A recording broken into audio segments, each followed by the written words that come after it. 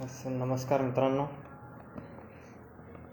I am back today with advocate Shubham Kawalkar सरांची request आपल्याला आलेली आहे. सर, त्या ठिकाणी ऑप्शन असेल send request to be in Prathamesh Dhamnes video. त्या ठिकाणी तुम्ही प्लीज क्लिक करून माझ्या व्हिडिओमध्ये इन होऊ शकतात.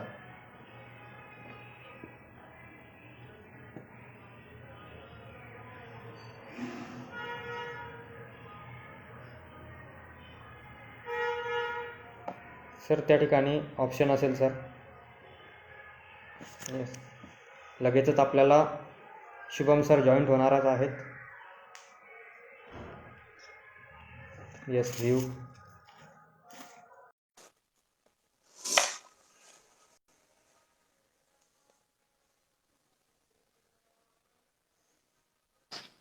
हे दिसत आहे कॅमेरा चेक कर शुभम. येस, बरोबर. आवाज पोचतोय सर माझा तुमच्यापर्यंत? हो, येतोय. माझा आवाज सुद्धा तुम्हाला येतोय? येस सर, येस सर, येतोय. नमस्कार.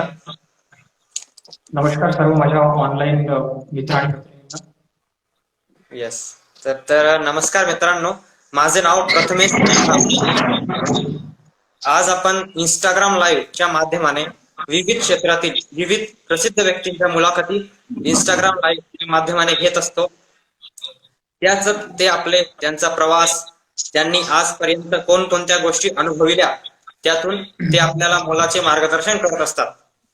तर आजपर्यंत आपण प्रेरणादायी वक्ते दिग परासिनी, त्यानंतर पद्मश्री पुरस्कार विजेते पोपटराव पवार सर व एक्स IAS ऑफिसर विवेक अत्रे सर यांच्या अनेक अशा विविध दिग्गज मान्यवरांच्या आपण इंस्टाग्राम लाईव्हच्या माध्यमाने मुलाखती घेऊन त्यांचा आपण प्रवास जाणून घेतलेला आहे. तर आज आपल्या बरोबर जॉईंट होणार आहे ॲडव्होकेट शुभम कावलकर सर.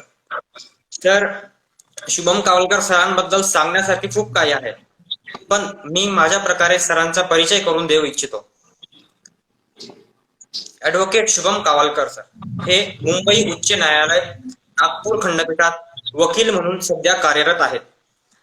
त्याचबरोबर पत्रकारिता, समाजसेवा व प्राध्यापक म्हणून कार्यरत होते. त्यांच्या शैक्षणिक कार्याबद्दल सांगता झालं मी असेच म्हणेन की पुणे विद्यापीठातून 5 वर्षाचा कायद्याचा अभ्यास करत त्यांनी पदवी आणि पदव्युत्तर शिक्षण कायद्यामध्ये पूर्ण केले व आपला अभ्यास फक्त कायद्यापर्यंत सीमित न ठेवता त्यांनी आपल्या ज्ञानाला आणखी विस्तारित करत इतर पदवी देखील बहाल केल्या. त्याचबरोबर post graduate diploma in journalism and mass communication मध्ये तब्बल 17 वर्षानंतर ऑल इंडिया रँक 1 मिळवून त्यांनी आपल्या देशाचे उपराष्ट्रपती व्यंकय्या नायडू सर यांच्याकडून सुवर्ण पदक बहाल केले. आणि ही बातमी संपूर्ण विदर्भासाठी गर्वाची गोष्ट आहे. परंतु नागपूर विद्यापीठाने त्यांना मास्टर इन जर्नलिझम साठी ऍडमिशन दिली व या संधीचे सुद्धा सोने करत त्यांनी मागच्या आठवड्यामध्ये विद्यापीठातून प्रथम क्रमांक येण्याचा मान पटकाविला. नुकतेच LLM पास झाल्यानंतर त्यांनी प्राध्यापक म्हणून विद्यार्थ्यांना योग्य अशी दिशा दाखविली. त्याचबरोबर त्यांचा आंतरराष्ट्रीय शोध निबंध international journal of disaster business continuity या ऑस्ट्रेलियन जर्नल मधून प्रकाशित झाला आणि अतिशय कमी वयामध्ये त्यांनी हा शोध निबंध प्रकाशित केल्यामुळे त्यांना रिसर्च एक्सलन्स अवॉर्ड आणि यंग अचिव्हर अवॉर्ड या अवॉर्डने सन्मानित करण्यात आले. व सामाजिक कार्याचा दखल घेता त्यांनी वर्ल्ड इंटेलेक्चुअल सोसायटी या संस्थेची फाउंडर अँड प्रेसिडेंट CEO म्हणून उत्कृष्टपणे सांभाळ केलेला आहे व लोकांना न्याय हक्क मिळवून देण्यास मदत करतो वर्ल्ड इंटेलेक्चुअल सोसायटी. त्यांनी वकिली, शिक्षण, समाजसेवा आणि पत्रकारिता या 4ही क्षेत्रामध्ये आपल्या स्वतःचा ठसा उमटविण्याचा प्रयत्न केला आहे. तर नमस्कार सर, तुम्ही आज आमच्या बरोबर इंस्टाग्राम लाईव्हच्या माध्यमाने जॉईन झालात याबद्दल मी तुमचे धन्यवाद देतो. नमस्कार प्रथमेश, खूप खूप धन्यवाद. माझा आवाज पोहोचतोय सर्वांना व्यवस्थित? येस सर, येस सर, पूर्णपणे येतो. खूप खूप धन्यवाद. Yes sir. सर, आपण लगेचच आपल्या प्रश्नावलीकडे वळूयात सर. अं, येस सर, प्रश्नावलीकडे वळूयात सर आपण. हो चालेल चालेल नक्कीच. सर, आपला पहिला प्रश्न अशा प्रकारे आहे की सर, तुम्ही एक उत्कृष्ट वकील, समाजसेवक, पत्रकारिता क्षेत्रामध्ये सुद्धा आपण तुमचे कौशल्य दाखविले आहे आणि आपले नाव इंडिया बुक ऑफ रेकॉर्ड मध्ये नोंदविले गेले. तर मला तुम्हाला असे विचारायचे वाटेल की या शिखरापर्यंत पोहोचण्यात अनेक बऱ्या वाईट प्रसंगांना तुम्हाला सामोरे जावे लागले असेल. तर आम्हाला तुमच्या बालपणापासून तर आतापर्यंतचा प्रवास थोडक्यात ऐकायला आवडेल. नक्कीच. तर माझा जो जन्म आहे तो अमरावती जिल्ह्यातील नांदगाव खंडेश्वर या तालुक्यामध्ये झालेला. माझं प्राथमिक शिक्षण मी जिल्हा परिषद शाळेमधून पूर्ण केलेलं आहे, मराठी मीडियम मधून. आणि त्यानंतर पूर्व माध्यमिक मी शिवाजी हायस्कूल नांदगाव खंडेश्वर मधून पूर्ण केलं. आणि त्यानंतर मी माझ्या माध्यमिक शिक्षणाकरिता अमरावती येथे नारायणदास लड्डा हायस्कूल मध्ये मी प्रवेश घेतला. तर माझ्या जीवनाला कलाटणी बालपणापासून जर कुठल्या प्रसंगामुळे कलाटणी मिळाली असेल तर ते म्हणजे माझी साधी चौथीची ज्यावेळेस स्कॉलरशिपची परीक्षा होती त्यावेळेस मी संपूर्ण आमच्या तालुक्यामधून आणि त्याचप्रमाणे आमच्या जिल्ह्यामधून पूर्ण प्रथम आलेलो. तर यामुळे लहानपणीच एक एक प्रेरणा मला मिळाली आणि काहीतरी आपण आयुष्यात करू शकतो ही एक जाणीव माझ्यामध्ये तयार झाली. यानंतर मग माझा जो मी पहिला नंबर आहे हा कायमच इयत्ता 7वी पर्यंत नांदगाव खंडेश्वर, जे शिवाजी हायस्कूल नांदगाव खंडेश्वर म्हणून शाळा आहे तिथे कायम ठेवला. त्यानंतर माझी शैक्षणिक गुणवत्ता बघितल्यानंतर आमचे जे कन्सेसर म्हणून नांदगाव खंडेश्वरला होते त्यांनी आम्हाला सूचित केलं की तुम्ही हा हुशार आहे अभ्यासात, याला अमरावतीमध्ये तुम्ही मोठ्या शहरामध्ये तुम्ही यांना शिकायला पाठवा. त्यानंतर त्यांच्या म्हटल्याप्रमाणे आमच्या वडिलांनी सुद्धा होकार दिला आणि मग मी नारायणदास लड्डा हायस्कूल अमरावती येथे प्रवेश घेतला. तिथे सुद्धा मी नेहमीच चांगल्या मार्क्सनी पास होत गेलो आणि त्याचंच एक फळ म्हणून मला इयत्ता 10वी मध्ये मी बोर्डातून 98% मिळवून संपूर्ण तालुक्यामध्ये मला तो बहुमान प्राप्त झाला. आणि त्याचबरोबर मी शाळेमध्ये सुद्धा मेरिट लिस्टमध्ये होतो. तर हे सगळे अनुभव आणि या सगळ्या गोष्टी मला प्रेरणा देत राहिल्या आणि या यशामुळे सातत्याने माझा जो आत्मविश्वास आहे हा सुद्धा कायमच वाढत राहिला. त्यानंतर सांगायचं झाल्यास मग 11th आणि 12th साठी मी ब्रिजलाल बियाणी सायन्स कॉलेज या महाविद्यालयामध्ये प्रवेश घेतला. तिथे मी इलेक्ट्रॉनिक्स हा सब्जेक्ट निवडलेला कारण की घरच्यांची माझी अशी इच्छा होती किंवा घरच्यांची आणि माझी सुद्धा अशी इच्छा होती की मी इंजिनियर बनावं. आणि खास करून सगळे आमचे मित्र ज्यांना 95च्या अबोव पर्सेंटेज होते ते सुद्धा म्हणाले की इंजिनिअरिंग मध्ये आपल्याला चांगलं पॅकेज वगैरे मिळेल पासआउट झाल्यानंतर. त्यामुळे मग आम्ही 11th 12th इलेक्ट्रॉनिक्स वोकेशनल घेण्याचा निर्णय घेतला. तर त्यामध्ये माझं 11th 12th झालं. परंतु त्या 2 वर्षामध्येच काही गोष्टी माझ्या लक्षात यायला लागल्या की माझा जो ओढा आहे किंवा माझा जो कल आहे तो या गोष्टीमध्ये मी काहीतरी भव्य किंवा अलौकिक अशी कामगिरी बजावू शकणार नाही. त्यामुळे मला असं वाटलं की नंतर लॉ क्षेत्र आहे यामध्ये मी भरपूर काहीतरी करण्यासारख्या मला गोष्टी आहेत. आणि त्यामुळे 11th 12th electronic vocational complete केल्यानंतर सुद्धा मी माझ्या कायद्याच्या पदवीसाठी ILS विधी महाविद्यालय पुणे येथे प्रवेश घेतला.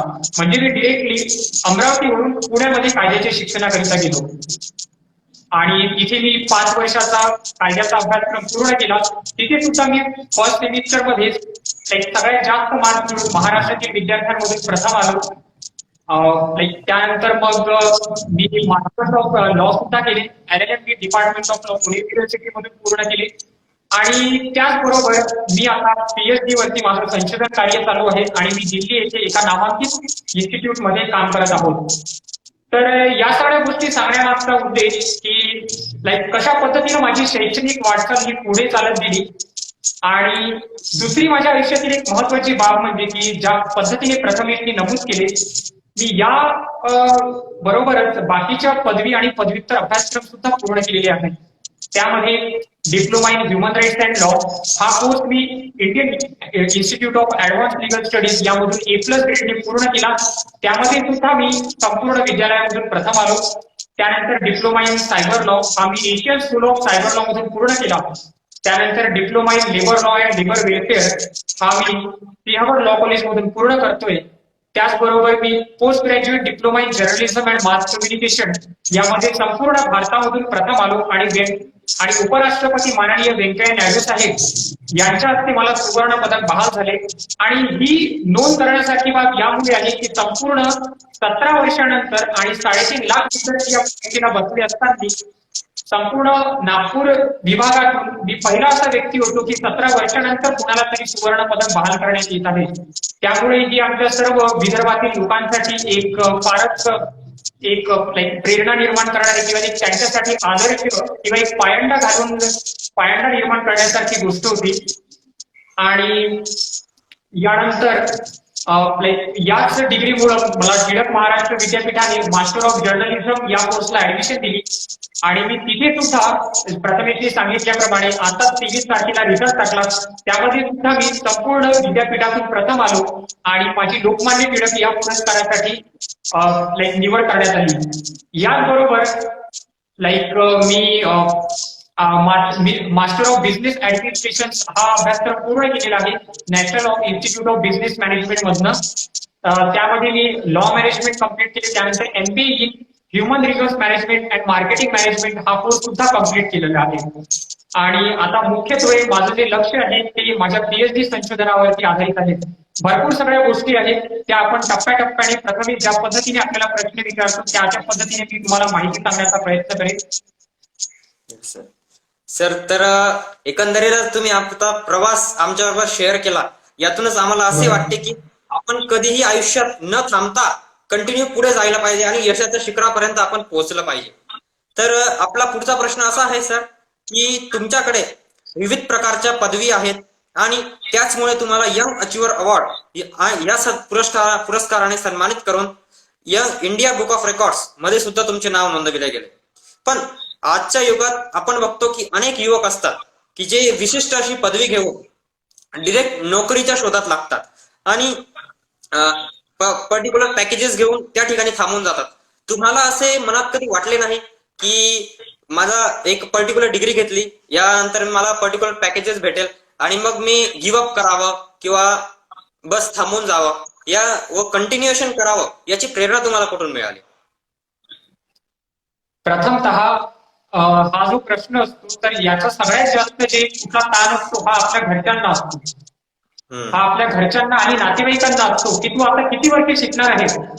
हा त्यांच्या मनापुढे प्रश्न असतो की आता भरपूर एवढे वर्ष झाले, तुझं वय 25 वर्ष झालं, बाकीचे तुझे जे मित्र आहेत ते कमवायला लागले, तू कधी कमवायला लागणार आहे. हा प्रश्न त्यांच्या मनापुढे सातत्याने असतो.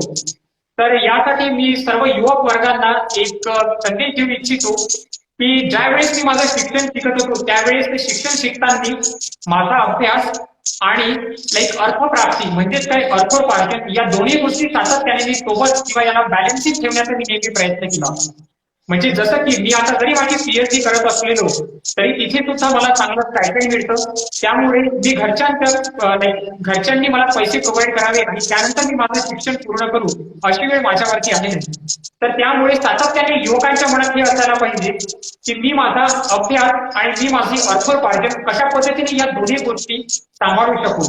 आणि त्याही व्यतिरिक्त जर प्रत्येक वेळेस ही गोष्ट अशी होत नाही तर त्यावेळेस आपण काय करायला पाहिजे, तर त्यावेळेस आपण एक दूरदृष्टी ठेवायला पाहिजे. कारण की कसं असतं माहितीये का, शॉर्ट टर्म गोल ज्यावेळेस आपण ठेवतो त्यावेळेस आपल्याला तात्पुरती नोकरी तर लागून जाईल, परंतु ज्यावेळेस आपण शाश्वत एक विचार करतो किंवा लॉंग टर्म एमनी ज्यावेळेस बघतो तर त्यावेळेस एका मोठ्या अधिकार पदावरती ज्यावेळेस आपल्याला जायचं असतं तर त्यासाठी तेवढी आपल्याला पायाभरणी करणं महत्वाचं असतं. तेवढी आपल्यामध्ये शैक्षणिक क्षमता, बौद्धिक क्षमता एवढी ना आवश्यक असतं. कारण की तुमच्याकडे जर एखादी मोठी जबाबदारी दिली आणि त्याला टॅकल करण्याची किंवा त्याला सामोरे जाण्याची जर गुणवत्ता तुमच्याकडे नसेल तर तुम्ही त्या जबाबदारी पूर्णपणे पार पाडू शकणार नाही. तर या सातत्याने गोष्टी तुमच्या मनामध्ये असायला पाहिजे. आणि त्याही व्यतिरिक्त की भरपूर वेळा असे प्रसंग येतात की तुम्हाला सातत्याने लोक डिमोटिवेट करतात. तुमचे नातेवाईक असो, सभोवताली राहणारे तुमचे शेजारी असो. तर यासाठी एक माझा संदेश असा असतो की तुमच्या मनामध्ये ही एक स्वयंप्रेरणा असायला पाहिजे. कारण की परका व्यक्ती किंवा आज तुम्ही आमचं एक इंटरॅक्शन बघणार आणि त्यानंतर तुम्हाला अर्ध्या तासासाठी स्वयंप्रेरणा येणार किंवा काय 1-2 दिवसासाठी प्रेरणा येणार, परंतु याने हे भागत नाही. तुम्हाला तुमची जी प्रेरणा आहे ती आतमधून स्वयंचलित असायला हवी.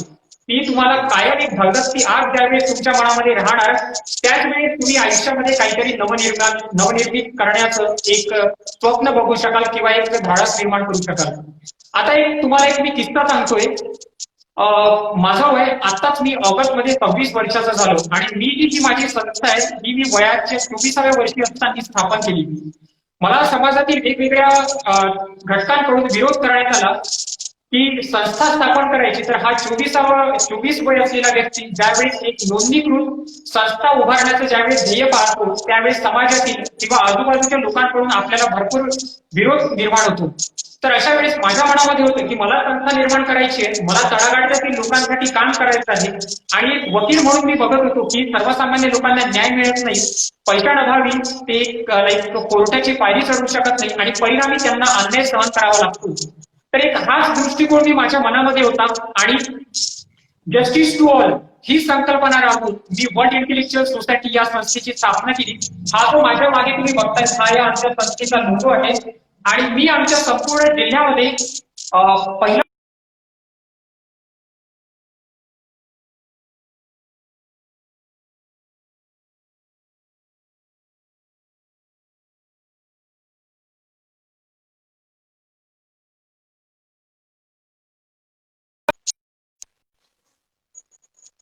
पद्धतीने पूर्ण करत गेलो. आज वर्ल्ड इंटेलेक्च्युअल सोसायटी या संस्थेचं नाम राज्य आणि राष्ट्रीय पातळीवरती चाललंय. काही ठिकाणी आंतरराष्ट्रीय लेवलवरती सुद्धा आम्ही काम करतोय आणि नुकतंच कोविड काळात आम्ही केलेल्या कामाची दखल घेत फॉरेवर स्टार इंडिया अवॉर्ड या संस्थेने मला लाईक सोशल ऍक्टिव्हिस्ट आणि the real super hero corona warrior award या 2020 पुरस्काराने सन्मानित केले आणि त्यांनी माझी जी निवड आहे ती पुढे एक पुरस्कारची म्हणून केली आहे आणि त्याच व्यतिरिक्त लाईक समाजभूषण पुरस्कार सुद्धा मला अमरावतीमधून अमरावतीच्या काही संघटनांनी त्याच्यासाठी लाईक माझं नामांकन केलेलं आहे. तर या सगळ्या गोष्टी करत असताना एक तुमच्या मनामध्ये लाईक तळमळ हवी, समाजाप्रती आपलं काहीतरी एक देणं लागतं ही भावना हवी आणि या भावनेतून तुम्ही ज्यावेळेस लाईक पेटून उठतात त्यावेळेस तुमच्या हातून या गोष्टी होतात. आणि एक तुम्हाला एक माझं प्रामाणिकपणे एक मत आहे की ज्यावेळेस तुम्ही अशा गोष्टी करायला लागतात त्यावेळेस आपोआप असे लोक तुम्हाला मदत करायला तयार होतात समाजातील विविध घटकातील. कारण की आपण आपले विचार ज्या पद्धतीने जर असतात तर त्याच पद्धतीने आपलं तशा गोष्टी आपण आपल्या भोवती आकर्षित करतो. त्यामुळे आपण आपले तसे विचार ठेवायला हवेत आणि त्या पद्धतीनं काम करायला हवेत. तर तुझ्या प्रश्नाचं एक महत्वाचं उदाहरण सांगण्याचं झाल्यास किंवा थोडक्यात तुझं उत्तर देण्याचं झाल्यास की यस, मला वाटत होतं की मला नोकरी करावी, पैसे कमवावे, घरच्यांना हातभार लावावा, मी तो अजून सुद्धा लावतोय. परंतु त्याही व्यतिरिक्त त्याच्यामध्ये तुम्हाला एक ट्रिक सांगतो की काय करायचं असतं आपल्याला. आपण अशा पद्धतीने आपले शैक्षणिक धोरण नेमायचे किंवा अशा पद्धतीने व्यवसाय करायचं ठरवायचं की ज्यामुळे आपली शैक्षणिक हानी होता कामा नये, जेणेकरून आपण आपले शिक्षण आणि त्याच पद्धतीने आपण आपलं अर्थोपार्जन या दोन्ही गोष्टी आपण बॅलेन्स करू शकू किंवा याचं तारतम्य आपण साधू शकू. त्यासाठी तुम्ही कमवा आणि शिका ही पद्धत राबवू शकता किंवा आता मी वकील असल्यामुळे मी सातत्याने केसेस पण लढतो आणि माझे शिक्षण हे सुद्धा मी सोबत या दोन्ही गोष्टी चालू शकतो. परंतु तुम्ही जर आता तुम्ही हा प्रथमेश फार्मसीचा विद्यार्थी किंवा तुम्ही दुसऱ्या ग्रॅज्युएशनचे व्यक्ती असाल तर तुम्ही लाईक विविध मार्गाचा अवलंब करून तुमचा दैनंदिन खर्च भागवू शकता. परंतु तुमच्या मनामध्ये एक दृष्टिकोन नेहमी क्लिअर पाहिजे की मला माझं शैक्षणिक नुकसान होऊ द्यायचं नाहीये आणि माझं शिक्षण आणि माझं अर्थोपार्जन या दोन्ही गोष्टी मला बॅलन्सिंग ठेवायचे आहेत. त्यासाठी मग तुम्ही लायब्ररीमध्ये सुद्धा काम करू शकता किंवा तुम्ही भरपूर सगळ्या स्पर्धा असतात, बौद्धिक ज्या स्पर्धा असतात, वादविवाद स्पर्धा असो, कुठे लेखन कौशल्य असो, तर यामध्ये तुम्ही आपलं नाव लाईक करू शकता किंवा त्या पद्धतीने आपलं काम करू शकता. Yes sir. तर कशा प्रकारे आपण अभ्यासाला आपल्या नोकरीची जोड देऊन कंटिन्युएशन आपल्या स्टडीमध्ये करावं व कन्सिस्टन्सी ठेवावी याबद्दल तुम्ही आम्हाला छान प्रकारे मार्गदर्शन दिलं. आणि तुम्ही आताच एक शब्द वापरला की प्रथमेश हा फार्मसीचा विद्यार्थी आहे. तर त्यालाच अनुषंगाने मला असे विचारावेसे वाटेल की आज अनेक युवा आहेत फार्मसी मधले की त्यांना लॉचा फार्मसीशी काय संबंध असतो, काय कनेक्शन आहे ते समजू शकत नाही. तर आम्हाला तुमच्याकडून असं ऐकावेसे वाटेल की लॉ फार्मसीमध्ये कशा प्रकारे उपयुक्त येऊ शकतो किंवा बी फार्मसी नंतर किंवा एम फार्मसी नंतर लॉ मध्ये आपण कशा प्रकारे आपलं करिअर घडवू शकतो. अतिशय छान प्रश्न विचारला आहे प्रथमेश तू. मुळात आपल्याला एक प्रथम गोष्ट लक्षात घ्यावी लागेल की असं म्हणतात law is a dynamic field and it is an instrument for the social change. म्हणजे काय की लॉ किंवा कायदा ही जी फील्ड आहे ही संपूर्ण समाजामध्ये एक बदल करण्याची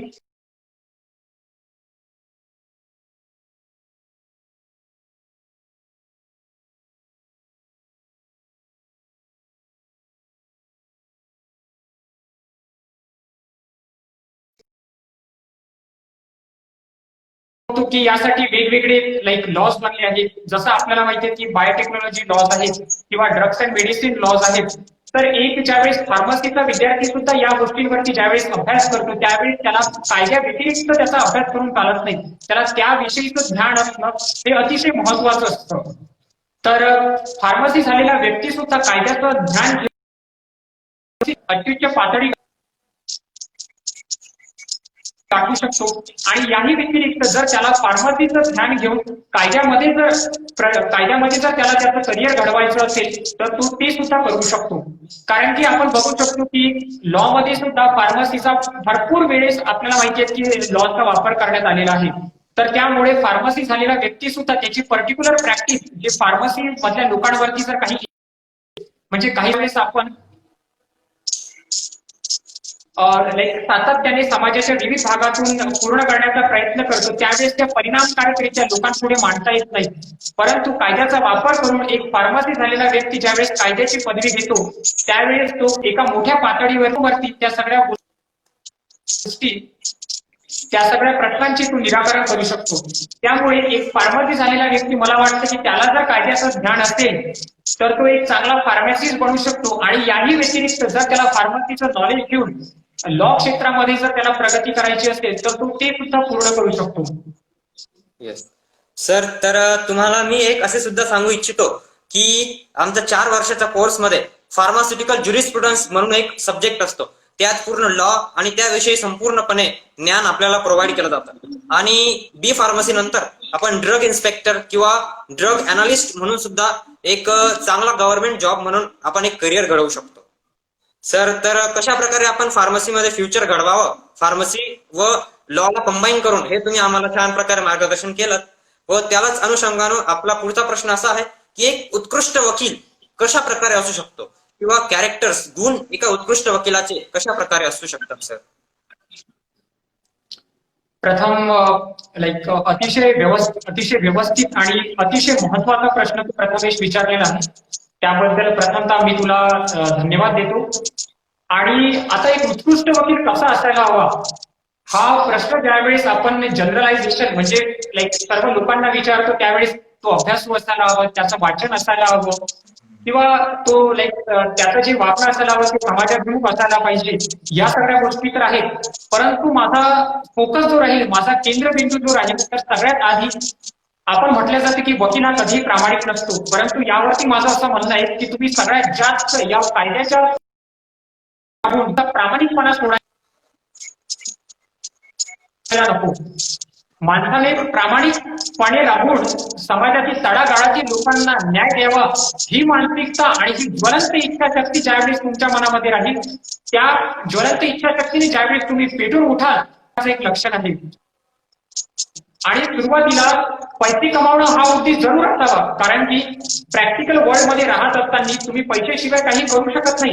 परंतु पैसे कमावणं हेच ध्येय असायला नको, ते तुमचं दुय्यम ध्येय असायला हवं. तर प्रथम तुमचं ध्येय हे असायला हवं की समाजातील तळागाळातील लोकांना प्रामाणिकपणे मी कशा पद्धतीने न्याय देऊ शकेल, एक वकील म्हणून माझं त्यामध्ये कॉन्ट्रीब्युशन काय राहील. इंटरप्शन बद्दल मी आपली माफी मागतो आणि आपण कंटिन्यू करूया. तर माझं सांगणं हे राहील की सगळ्यात महत्वाचं तुम्हाला एक प्रामाणिकपणा सोडायचा नाहीये. प्रसंग येतील, भरपूर तुमच्यामध्ये असे प्रसंग येतील की तुम्हाला त्यावेळेस कुठल्या गोष्टीची लालूच दाखवल्या जाईल. त्यावेळेस तुम्ही त्या कुठल्याही मोहाला बळी न पडता आपल्या तत्वाशी एकनिष्ठ तुम्ही राहायला पाहिजे. प्रामाणिकपणा, नीतिमत्ता आणि तुम्हाला काहीतरी तुमची एक धोरणे असायला हवीत. समोरचा बरेच वेळा आता तुम्हाला एक मी उदाहरण देतो. मी नागपूर उच्च न्यायालय नागपूर खंडपीठामध्ये केस लढत असताना माझ्या असे लक्षात आले की दुसरे जे पक्षकाराचे वकील होते त्यांनी मला मागणी घातली की सर मी तुम्हाला काही पैसे देऊ इच्छितो आणि तुम्ही त्या केसला तुम्ही माघार घ्याल का. तर ही ज्या वेळेस माझ्याकडे एक गोष्ट आली त्यावेळेस माझ्याकडे दोन ऑप्शन होते. एक तर मी ते पैसे घ्यावे आणि माझी आर्थिक प्रगती साधावी, आणि दुसरं की मी त्या माझ्या नीती तत्वाला किंवा जे माझ्या आयुष्यामध्ये जे मूल्य मी जोपासले आहेत त्या मूल्याला जोपासून मी प्रामाणिकपणे माझ्या पक्षकाराला न्याय द्यावा. तर अशा घटना तुमच्या मनामध्ये ज्यावेळेस किंवा अशा घटना ज्यावेळेस तुम्हाला फेस कराव्या लागतील किंवा असे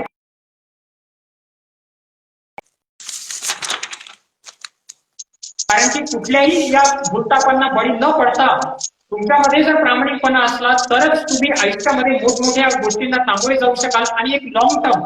कारण की आज किंवा वर्ष 2 वर्ष तुम्हाला प्रगती भेटली आणि त्यानंतर तुम्ही फील्डमधून बाहेर निघाले असं व्हायला नको. ज्यावेळेस आपण मोठमोठ्या लोकांचे चरित्रे वाचतो त्यावेळेस मला डॉक्टर बाबासाहेब आंबेडकर यांचं नाव घ्यायला आवडेल की फक्त त्यांनी आयुष्यभर प्रामाणिकपणा त्यांच्या आयुष्यामधून सोडलेला नाहीये. त्यांच्या आयुष्यामध्ये जे काही त्यांचे नीतितत्व होते यांना ते धरून राहिले आणि आज आपण बघतोय की एवढ्या वर्षानंतर सुद्धा 60 ते 70 वर्षानंतर सुद्धा आपण त्यांचं नाव गौरवाने घेतो. का? कारण की त्यांच्या पुढे किंवा त्यांच्या अशा कुठल्याही गोष्टीला आपण टीका करू शकू अशा त्यांच्या भरपूर कमी गोष्टी आहेत. तर या सगळ्या गोष्टी आपण लक्षात घ्यायला हव्या. दुसरं एक की एक वकील म्हणून अभ्यासू वृत्ती तुमच्यामध्ये असायला हवी. कुठल्याही गोष्टीचं कुठून एखादा मुद्दा किंवा सर नेटवर्क इश्यू एखादा विषय ज्यावेळी तुमच्या पुढे येतो त्यावेळी त्याचं एक सखोल ज्ञान जरी माझ्याकडे आज नसेल तरी मी ती मिळवण्यासाठी तत्पर असायला हवं. त्यानंतर तुम्हाला एक पुस्तके वाचनाची आवड असायला हवी आणि तुमचं जे व्यक्तिमत्व असायला हवं ते आत्मकेंद्रित असायला नको. तुमचं व्यक्तिमत्व जे बहुआयामी असायला हवं आणि त्याच पद्धतीनं तुम्ही एक समाजाचा आपण एक भाग म्हणून किंवा एक समाजाचं काहीतरी देणं लागतो या उद्देशाने तुमचं एक समाजोपयोगी व्यक्तिमत्व असायला हवं. कारण वकील हा एक समाजामध्ये बदल घडवण्याचा एक महत्वाचा एक भाग म्हणून आपण गणला जातो. त्यामुळे वकिलांना केवळ मी आणि माझे पक्षकार आणि त्याला न्याय द्यायचा ही भूमिका आपल्याला ठेवून चालणार नाही. तर त्याला आपण जास्तीत जास्त न्याय कसा देऊ शकू या भूमिकेसाठी तुमचं लोकांमध्ये उठणं बसणं असायला हवं. त्यामुळे तुम्ही सगळ्यात जास्त समाजोपयोगी काम करायला हवे. त्यामुळे मी माझ्या वकिली बरोबरच मी समाजोपयोगी कामं करतोय. मी माझी स्वतःची संघटना स्थापन केलेली आहे आणि या संघटनेमार्फत गरीबातील गरीब तळागाळातील व्यक्तींना न्याय कसा देईल ही माझी नेहमी इच्छा असते. आणि ही कळकळीची एकदम मनापासून निर्माण झालेली भावना हवी. ही फक्त तुम्हाला आज उद्या सांगण्यासाठी असायला नको आणि तुम्हाला यासाठी ग्राउंड लेवलवरती काम करणं ही सुद्धा महत्वाचं असतं. आणि त्यामुळेच मी एवढ्या गोष्टी करू शकलो. आणि त्यामुळे तुम्हाला त्याचे पॉझिटिव्ह पॉईंट सांगतो की तुमची लोकप्रियता समाजामध्ये भरपूर असते. आज मी बघतोय की अमरावती जिल्ह्यातील किंवा महाराष्ट्रातील भरपूर लोक मला ओळखतात. मला की शुभम कावलकर कोण आहे त्यांना माझी ओळख सांगायची गरज पडत नाही. त्यांना माहिती आहे की वर्ल्ड इंटेलेक्च्युअल सोसायटी या संस्थेचे ते संस्थापक अध्यक्ष आहेत. कोरोना वॉरियर अवॉर्डने सन्मानित झालेले आहेत. त्याचबरोबर माझे अकॅडमिक वर्ल्ड मध्ये काय काम आहे हे लोकांना दिसतंय. थोडक्यात सांगायचं झाल्यास एकच तुम्हाला लक्षात ठेवावं लागेल की प्रामाणिकपणे काम आपल्याला करायला हवं आणि कुठल्याही भूलथापांना बळी पडायला नको. आणि दुसरा महत्वाचा मुद्दा असा की कुठल्याही गोष्टीला तुम्ही तुमची नीतितत्व बाजूला सारून त्या गोष्टीच्या आहारी तुम्ही जायला नको. तसेच माझं युवक वर्गांना सांगणं राहील की आज आपण बघतोय सोशल मीडियाच्या माध्यमातून लोक हँगआउट करायला जातात आणि भरपूर वेळेस की आपण मद्यप्राशन करत असलेले वेगवेगळ्या चित्रफिती अपलोड करतात. तर यावेळेस तुमच्या लक्षात यायला पाहिजे की या सगळ्या गोष्टी युवकांना बळी पाडून किंवा त्यांना एका ट्रॅक मधून त्यांना भरकवणाऱ्या गोष्टी आहेत. तर तुम्ही व्यसनाच्या दूर राहायला पाहिजे. कुठल्याही व्यसनाच्या आहारी जायला नको. या गोष्टी तुम्ही लक्षात घ्यायला पाहिजे. आणि याही व्यतिरिक्त की एक वकील एक चांगला वकील काय असू शकतो तर त्याचे मी तुम्हाला एक पॉइंट वाईज मुद्दे सांगणार की पहिल्या गोष्टी की त्याने अभ्यासू असायला हवं, त्याने प्रामाणिक असायला हवं, त्याला अन्याय विरुद्ध त्याच्या मनामध्ये आपल्या पक्षकाराला न्याय देण्यासाठी आणि समाजातील तळागाळातील व्यक्तींना त्यांना आपण कशा पद्धतीने न्याय देऊ ही त्याच्या मध्ये ज्वलंत इच्छाशक्ती असायला हवी. त्याला कुठल्याही गोष्टीचं सखोल ज्ञान नसेल तर ते अभ्यास करण्याची त्याच्यामध्ये भूमिका असायला हवी. आणि त्याचबरोबर समाजाचं आपण काहीतरी ऋण फेडायला हवं ही धगधगती ज्वलंत आग त्याच्या मनामध्ये असायला हवी. कारण की या सगळ्या गोष्टी जर त्याच्या मनामध्ये नसेल आणि दुसरा कुठला व्यक्ती तुम्हाला सांगतोय म्हणून की तुम्ही 1 किंवा 2 दिवस काम करत असाल तर ते तुमचं जास्त काळपर्यंत टिकणार नाहीये. या गोष्टी तुम्ही लक्षात घ्यायला हव्यात. तर एक चांगला वकील, एक चांगला एक उत्कृष्ट समाजसेवक असतो, एक चांगला वकील एक पत्रकार असतो, एक चांगला वकील हा एक चांगला तत्वज्ञानी असतो, एक चांगला वकील हा एक समाजामध्ये बदल घडवण्याचं एक इन्स्ट्रुमेंट असतो, एक साधन असतो, आणि एक चांगला वकील हा समाजामध्ये राजकीय बदल घडवण्याची क्षमता सुद्धा एक चांगल्या वकिलामध्ये असते. मुळात एक चांगला वकील हा एक बहुआयामी व्यक्तिमत्व असलेला व्यक्ती असतो. चांगला वकील हा एक चांगला वक्ता असतो. चांगला वकील हा एक त्याचा चांगला वकिलामध्ये गुणधर्म असतो की तो एक चांगला ऍक्टर सुद्धा असतो, म्हणजे एक चांगला तो नायक सुद्धा असतो. तर एक चांगल्या वकिलाबाबत जर सांगायचं झालं तर शब्द पुढे पडतील. मुळात चांगला वकील याच्यामध्ये एक भरपूर मोठी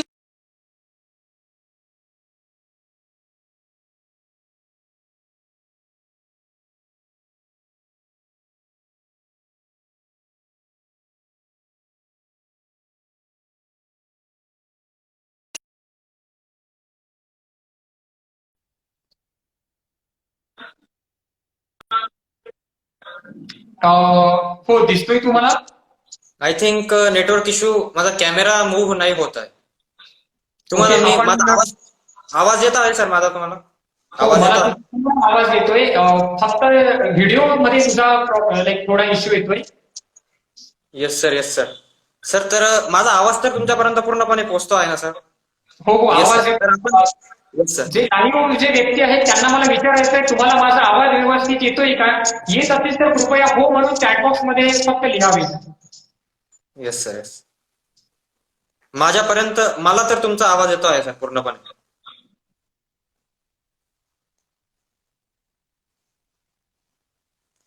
तरी मला सर खात्री आहे प्रथमेश बाकीच्यांना सुद्धा माझा आवाज येत असेल. आपण कंटिन्यू करूया. Yes sir, yes sir. तर माझा पुढचा प्रश्न असा आहे सर की अनेक युवा आहेत की ज्यांना लॉ मध्ये करिअर करायचं आहे, परंतु त्यांना योग्य असे मार्गदर्शन मिळत नाही व ते चुकीच्या मार्गाला लागू शकतात. तर अशांना तुम्ही काय सांगाल लॉ मध्ये करिअर करण्यासाठी?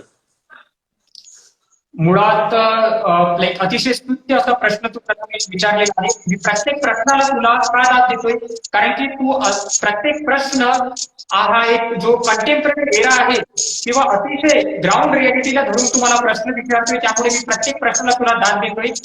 परत तुला धन्यवाद. आणि मला तुम्हाला सर्व युवा वर्गांना हे सांगायचं आहे की तुम्ही ज्या वेळेस लॉ किंवा कायद्यामध्ये करिअर करण्याचा ज्यावेळेस विचार करता, त्या क्षणापासूनच एक तुम्ही गोष्ट लक्षात घ्यायला पाहिजे की हा तुमच्यामध्ये, तुमच्या व्यक्तिमत्वामध्ये, त्याचप्रमाणे तुमच्या जीवनामध्ये एक बदल घडवणारा एक हा निर्णय असतो. तर आपण सभोवताली बघतो की वेगवेगळे वकिलांचं आपण निरीक्षण करतो, न्याय व्यवस्थेचं निरीक्षण करतो. काही गोष्टी आपल्या लक्षात येतात की ज्यावेळेस आपण जिल्हा व सत्र न्यायालयाची परिस्थिती बघतो, काही चांगल्या बऱ्या वाईट आपल्याला वकील दिसतात, तर त्यावरून आपण निष्कर्ष लावण्याचा प्रयत्न करतो की वकील कसे असतात किंवा काय. परंतु याही पेक्षा ज्यावेळी तुम्ही निर्णय घेता त्यावेळेस तुम्ही एक स्ट्रॅटेजिक प्लॅनिंग, ज्याला शिवाजी महाराज गॉरिला वॉरफेअर म्हणजे काय, गरुडी कावा या शब्द प्रणालीचा वापर करायची. तर त्यासाठी मी तुम्हाला आधी सांगू इच्छितो की ज्या वेळेस तुम्ही लॉ करण्याचा निर्णय घेता, सर्वप्रथम तुम्ही तुमचा अभ्यास करायला पाहिजे की माझं तसं व्यक्तिमत्व आहे का, मी एक चांगला वकील, चांगला न्यायाधीश किंवा एक चांगला सरकारी वकील किंवा एक चांगला कायद्याचा प्राध्यापक, या सगळ्या गोष्टी माझ्यामध्ये आहेत का. जर याचं उत्तर तुम्हाला स्वयं प्रेरणेतून किंवा जर तुमच्या हृदयाच्या एकदम आतमधून जर हो येत असेल तर तुम्ही त्याकडे वळावं. त्यानंतर मग दुसरी पायरी चालू होते की यासाठी जे काही पुस्तक असतात की कायद्यामध्ये आपण करिअर करायचं ते, तर जे काही उपलब्ध पुस्तक आहेत त्या पुस्तकात, जसे इंग्लिश मीडियम मधून भरपूर सगळे पुस्तक अवेलेबल आहेत, तुम्ही इंग्लिश पुस्तके किंवा मराठी पुस्तके या वेगवेगळ्या पुस्तकांचा संग्रह करून ते वाचू शकतात. त्यानंतर तिसरा मुद्दा चालू होतो एम्पेरिकल रिसर्चचा. पीएचडी करत असताना आम्हाला फील्ड स्टडी किंवा एम्पेरिकल रिसर्च याला फार महत्व आहे. तर काय असतं बरं हे एम्पेरिकल रिसर्च? तर एम्पेरिकल रिसर्च म्हणजे यामध्ये इंटरव्ह्यू मेथड, म्हणजे मुलाखत झाली किंवा वेगवेगळ्या लोकांची ओपिनियन प्रश्नोत्तराच्या माध्यमाने घेणं, या सगळ्या गोष्टी असतात. तर ज्यावेळेस आपण लॉ मध्ये करिअर करण्याचा निर्णय घेतो त्यावेळेस तुम्ही समाजातील वेगवेगळ्या वकिलांना भेटायला हवं, वेगवेगळ्या न्यायाधीशांची भेट घ्यायला हवी आणि त्यांचा जीवन प्रवास जाणून घ्यायला हवा, त्यांच्याविषयीचे त्यांचे कायद्याविषयी असलेले मतं जाणून घ्यायला हवे आणि यामुळे एक तुम्हाला तुमचा पर्स्पेक्टिव्ह, एक तुमचा एक आयडिओलॉजिकल बेस तयार होईल की yes, whether I am eligible to do this, whether I have that much guts that I will pursue my law graduation and afterwards I will able to do practice in the law field, or whether all these kinds of this stuff will compel me to do extraordinary work in my upcoming life. जर या प्रश्नाचे उत्तर जर तुम्हाला होत असेल तर तुम्ही बिनधास्तपणे या फील्डमध्ये उतरायला हवं. आणि यानंतर दुसरा महत्वाचा उद्देश येतोय, कुणीतरी कमेंट दिलेली आहे, आपण मी ती वाचतोय.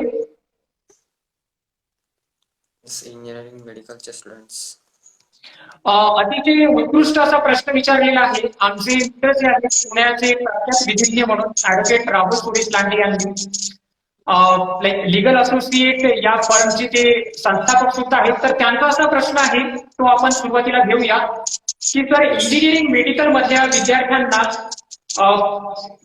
प्रॅक्टिकल नॉलेज दिलं जातं, तर लॉच्या विद्यार्थ्यांना प्रॅक्टिकल नॉलेज मिळावं असा त्याबाबत त्यांचा प्रश्न आहे. तर अतिशय सुस्त असा प्रश्न तुम्ही विचारलेला आहे राहुलजी लांडे, त्याबद्दल मी तुम्हाला धन्यवाद देतो. तर आपण बघतोय राहुल सर की आता बदल होतोय, कायद्यामध्ये सुद्धा भरपूर बदल होतोय. वेगवेगळे विद्यापीठ जे काही प्रायव्हेट इन्स्टिट्यूशन्स आहेत ते पुढे येत आहेत आणि त्यांच्या माध्यमातून ते प्रॅक्टिकल नॉलेज सुद्धा देण्याचा प्रयत्न करतायत. त्यामध्ये मुखोटचा समावेश आहे, त्यामध्ये त्यांनी कंपल्सरी इंटर्नशिप म्हणून या गोष्टी हे केल्या आहेत. परंतु याही सुद्धा हे सुद्धा रिकमेंडेशन्स आहेत किंवा हे सुद्धा सजेशन्स आहेत, हे अपुरे पडतायत. कारण की त्यामध्ये एक आमूलाग्र म्हणजे काय, प्रस्थापित जी शिक्षण रचना आहे त्याला पूर्णतः उलथवून टाकून एक नवी रचना आपल्याला आणायची नाहीये. तर आपल्याला त्याच्यामध्ये not a revolutionary but a progressive reformative measure must be undertaken. म्हणजेच काय, तर मूळ कोर्स, कंपल्सरी इंटर्नशिप, याच बरोबर आपल्याला काय करता येईल, याच बरोबर आपल्याला लाईक न्यायाधीश आणि वकील यांची एक साखळी तयार करून त्यांना विद्यापीठाची संलग्नित करून आपला जो कायद्याविषयीचा अभ्यास जो आहे तो याला आपल्याला आणखी डेप्थ मध्ये करता येईल. थोडक्यात त्यामध्ये मी तुम्हाला एक उदाहरण सांगतो.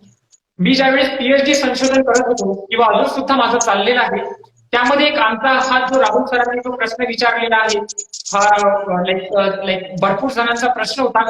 यावेळेस आम्ही विचारमंथन करून एक आमचं रिकमेंडेशन सुद्धा माझे लाईक पार्लमेंटमध्ये पाठवलेलं आहे. तर त्यावेळेस त्यांना आम्ही असं सजेस्ट केलेलं आहे की लाईक सुप्रीम कोर्ट आणि हायकोर्ट यामधले जे काही वकील असतात यांचे तुम्ही जास्तीत जास्त कॉन्फरन्स किंवा जास्तीत जास्त प्रॅक्टिकल ओरिएंटेड जे प्रोग्राम आहेत ती तुम्ही राबवा, ते तुम्ही जास्तीत जास्त कॉलेज आणि विद्यापीठामध्ये राबवा आणि विद्यार्थ्यांना आठवड्यावरचे तुम्ही 2 दिवस तरी कोर्ट व्हिजिट या गोष्टी कंपल्सरी कराव्यात.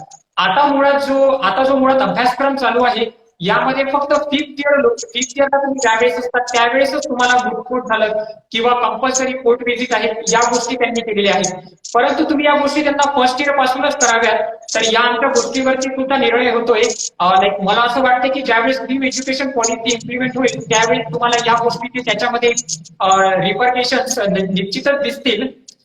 आणि त्यानंतर परत प्रथमेश तू जो प्रश्न विचारलेला आहे त्या प्रश्नाकडे आपण वळूया की लाईक त्याआधी सुद्धा ऍडव्होकेट राहुल सरांनी प्रश्न विचारलाय की ज्युनियर वकिलांना स्टायपेंड बद्दल. तर राहुल सरांना याबाबत तुम्हाला सुद्धा माहिती आहे की आपण जूनमध्येच लाईक माननीय श्री मुख्यमंत्री महाराष्ट्र राज्य यांना आपल्या आंतरराष्ट्रीय मानवाधिकार व गुन्हे नियंत्रण विभाग या संघटनेतर्फे आपण त्यांना लेटर लिहिलेलं आहे. आणि त्याचप्रमाणे आपली जी संस्था आहे वर्ल्ड इंटेलेक्च्युअल सोसायटी या संस्थेमार्फत सुद्धा त्यांना आपण आपलं पत्र लिहिलेलं आहे. तर सुदैवानं लाईक सीएमओ कार्यालयाशी ज्यावेळेस माझं बोलणं झालेलं तर त्यावेळेस त्यांचा याबाबत सकारात्मक दृष्टिकोन आहे आणि त्यांनी या सर्व गोष्टींना होकारात्मक कळवले आहे.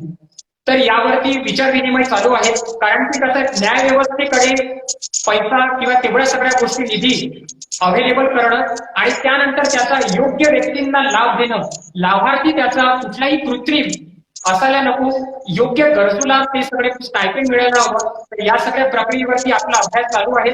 बदल निश्चितच होणार, परंतु त्यासाठी आपल्याला आपला पेशन्स ठेवणं गरजेचं आहे. कारण की कुठलाही बदल किंवा सामाजिक क्रांती ज्यावेळेस प्लेटो हा ज्यावेळेस ग्रीक तत्ववेत्ता बोलून जातो, तर समाजामध्ये बदल होत असतात, परंतु ते कायम एका दिवसात होत नसतात. तर त्यासाठी आपल्याला सातत्याने प्रश्न उठवावे लागतात आणि सातत्याने मग त्याचा पाठपुरावा करून त्यामध्ये आपण हळूहळू बदल करत असतो. तर निश्चितच खूप खूप धन्यवाद राहुल सर लांडे. परत आपण तुम्ही जे सांगितलेला जो प्रश्न आहे त्याबद्दल स्टायपेंडसाठी आपण परत प्रयत्न करूया. तसे आमचे प्रयत्न चाललेले आहेत. तर ठीक आहे. तर परत तुझा जो प्रश्न होता की वकिलांमध्ये ज्यावेळेस 12वी पास झालेला व्यक्ती किंवा ज्यावेळेस कायद्याचे शिक्षण करायचं ठरवतो, तर त्यामध्ये त्याने काय काय करायला हवं. तर त्यावेळेस त्याने आधी स्वतःमध्ये हे सगळे गुण आहेत का, की माझ्यामध्ये मी अभ्यास करण्याची क्षमता आहे का, माझ्यामध्ये विविध विषयांचा मी वाचन करू शकतो का, माझं व्यक्तिमत्व आत्मकेंद्रित नसून ते समाज केंद्रित आहेत का, मी सामाजिक प्रश्नावरती अभ्यास करण्यासाठी तयार झालेलो आहे का.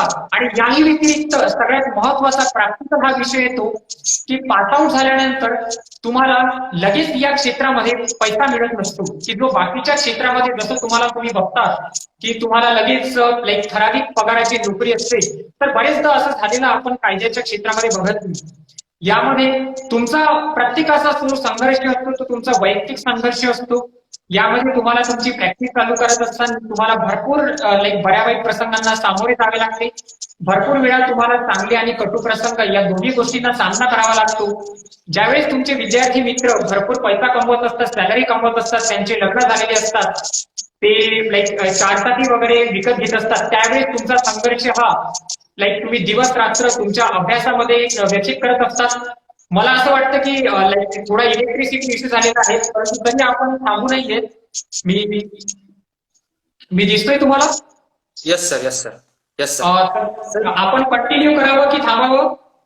येस सर, कंटिन्यू करू सर. आपण आता आपल्या मुलाखतीचा शेवटच्या प्रश्नाकडे वळूयात सर. आपला शेवटचा प्रश्न असा आहे. येस सर, माझा आवाज तुमच्यापर्यंत येतो आहे? हो, व्यवस्थित येतोय. तर आपण ही गोष्ट लक्षात घ्यायला पाहिजे. आता आपल्याला अडथळा निर्माण झालेला आहे इलेक्ट्रिसिटीचा, तर यामुळे आपण हतबल न होता आपण तरीही आपलं काम, आपलं जे इप्सित आहे ते पूर्ण करण्याकडे आपण नेहमी लक्ष द्यायला हवं.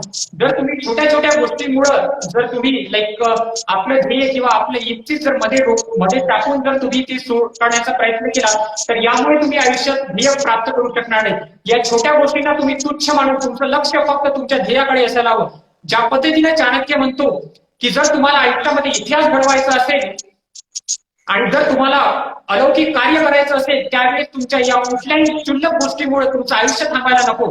आणि त्यामुळे चंद्रगुप्त मौर्य सारखा एक साधा गरिबीतला किंवा साधा डिप्राईव्ह सेक्शन मधला व्यक्ती किंवा अतिशय दलित व्यक्ती ज्यावेळेस एक संपूर्ण राष्ट्राचा ज्यावेळेस अखंड साम्राज्याचा ज्यावेळेस सम्राट होतो, तर त्यामध्ये तुमच्यामध्ये ते कौशल्य असायला हवं की कुठल्याही व्यक्ती कुठल्याही छोट्या कारणामुळे तुम्ही तुमचं इप्सित किंवा तुम्ही तुमचं ध्येय बाजूला सारायला नको. प्रथमेश, याच गोष्टीला पुष्टी देण्यासाठी मी माननीय श्री भारतरत्न डॉक्टर APJ अब्दुल कलाम यांच्या काही ओळी आहेत त्या मी तुम्हाला सांगू इच्छितो. त्या कायमच माझ्या मनामध्ये त्यांनी घर केलेलं आहे. त्या अशा आहेत बघा, लाईन सुद्धा आलेली आहे. आपण बघतोय की इलेक्ट्रिसिटी सुद्धा प्रॉब्लेम सॉर्ट आउट झालेले आहेत. म्हणजे जर तुम्ही सकारात्मक जर तुमच्या ध्येयापुढे असाल तर कुठलीही गोष्ट तुम्हाला रोखू शकत नाही. तर डॉक्टर APJ अब्दुल कलाम यांचे वाक्य आहे ते मी तुम्हाला सांगतोय.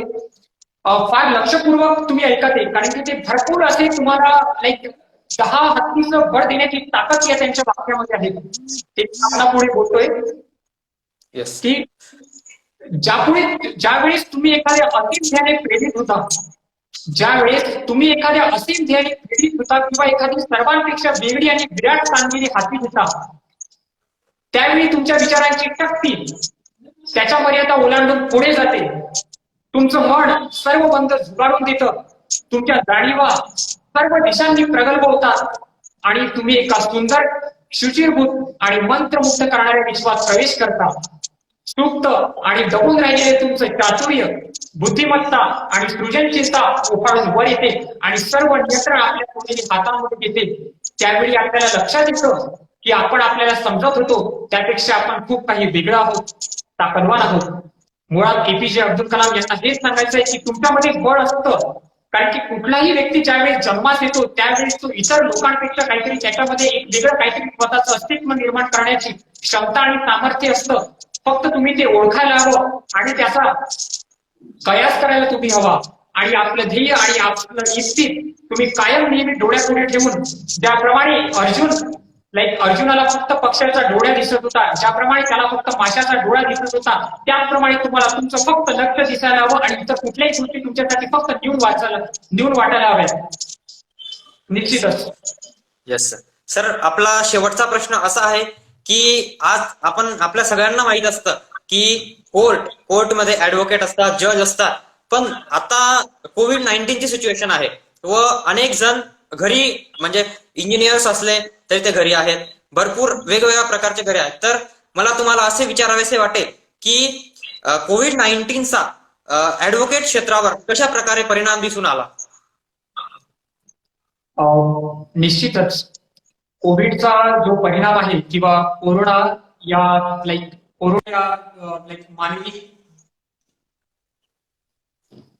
या व्हायरस संपूर्ण महाराष्ट्र किंवा संपूर्ण भारतभरात नव्हे तर संपूर्ण जगभरात यामुळे परिणाम झालेला आपण दिसून येतोय. आणि निश्चितच न्यायव्यवस्थेवरती सुद्धा याचा परिणाम झालेला आहे. तर सर्वप्रथम आपण बघतोय की आपल्या न्यायव्यवस्थेची जी परिस्थिती आहे ती डेव्हलप मध्ये मुळात नाही. म्हणजे विकसित राष्ट्रांची जी न्यायव्यवस्था आहे आणि विकसनशील देशांची जी न्यायव्यवस्था आहे याच्यामध्ये भरपूर फरक आहे. आणि आपली ही जी न्यायव्यवस्था आहे ती विकसनशील राष्ट्रामध्ये मोडण्यासारखी आहे. आपल्याकडे लॅक ऑफ टेक्नॉलॉजिकल ऍडव्हान्समेंट आहे, आपल्याकडे लॅक ऑफ आर्टिफिशियल इंटेलिजन्स आहे, त्याचप्रमाणे आपल्याकडे भरपूर न्यायाधीशांची कमतरता आहे. त्याचप्रमाणे आपल्याकडे वकील आहेत, परंतु वकिलांना इथिक्स, मोरॅलिटी या सगळ्या गोष्टी आपण देण्यासाठी अपुरे पडतोय. आणि या विषयावरती मी निश्चितच चांगला बोलू शकेल, कारण की हाच विषय माझा पीएचडी संशोधनाचा भाग आहे की कशा पद्धतीने न्यायव्यवस्थेमध्ये आपण बदल करणं अपेक्षित आहे. तर सध्याची जर स्थिती बघितली तर कोरोनामुळे निश्चितच फरक पडलेला आहे, परंतु याही गोष्टींवरती मात करत नुकतंच सुप्रीम कोर्ट बार असोसिएशन यांनी प्रत्येक जिल्हा व सत्र न्यायालयामध्ये लॅपटॉप वाटण्याची मोहीम राबवली आहे. त्यामध्ये कमीत कमी 70 ते 80% वकिलांना यामार्फत लॅपटॉपचा पुरवठा करण्यात आलेला आहे. आणि त्याचबरोबर आतापर्यंत या ज्या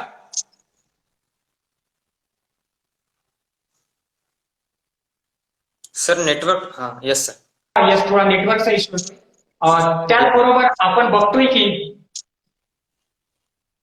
की आधी जे न्यायालयीन प्रक्रिया चालायची ती न्यायालयीन प्रक्रिया कोर्टामध्ये हजर राहून द्यावं लागायचं, परंतु आता सुप्रीम कोर्ट सुद्धा व्हीपी म्हणजेच काही व्हिडिओ कॉन्फरन्सिंगद्वारे केसेसचा न्यायनिवाडा देते.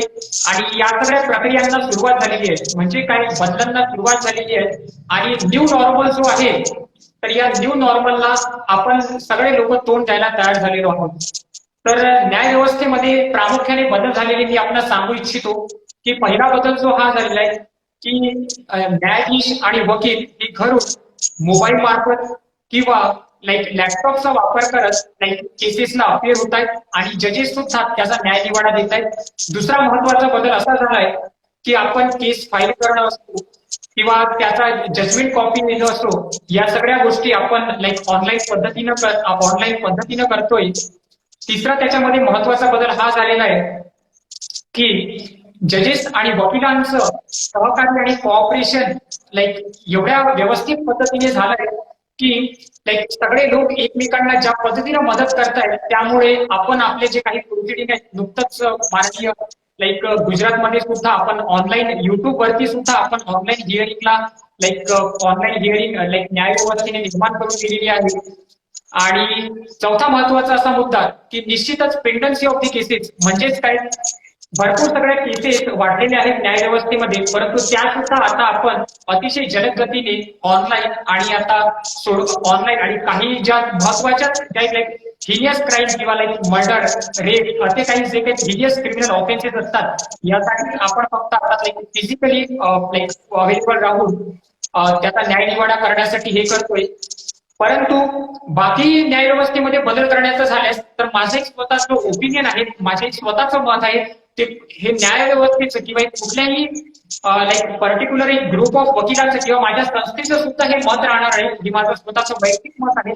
तर माझं असं एक मत आहे की कोविडमुळे का होईना निदान 10 वर्ष, तब्बल 10 वर्ष न्यायव्यवस्थेमध्ये सुधारणा या कोविडमुळे आपण करू शकलेलो आहे. कारण की त्याचे जे सकारात्मक सुधारणा आहेत ते आपल्याला दिसत आहेत. आधी वकिलांचा विरोध असायचा की आमच्याकडे लॅपटॉपची सुविधा नाहीये, आमच्याकडे तेवढं आर्थिक पाठबळ नाहीये, त्याचबरोबर या गोष्टी फिजिबल नाहीयेत. परंतु आता त्यांच्याकडूनच विविध वकिलांच्या संघटनांचा असे रिप्लाय येतात की नाही, आम्हाला या व्हीसी सुद्धा परवडतंय आणि यामुळे सुद्धा आम्ही चांगल्या पद्धतीने आमचं ऑर्ग्युमेंटेटिव्ह स्किल करतोय, व्यवस्थित आम्हाला जजमेंट मिळत आहे, त्यामुळे आम्ही या न्यू नॉर्मलला सुद्धा अडॅप्ट व्हायला तयार आहोत. तर हे सगळे बदल आपल्याला दिसत आहेत.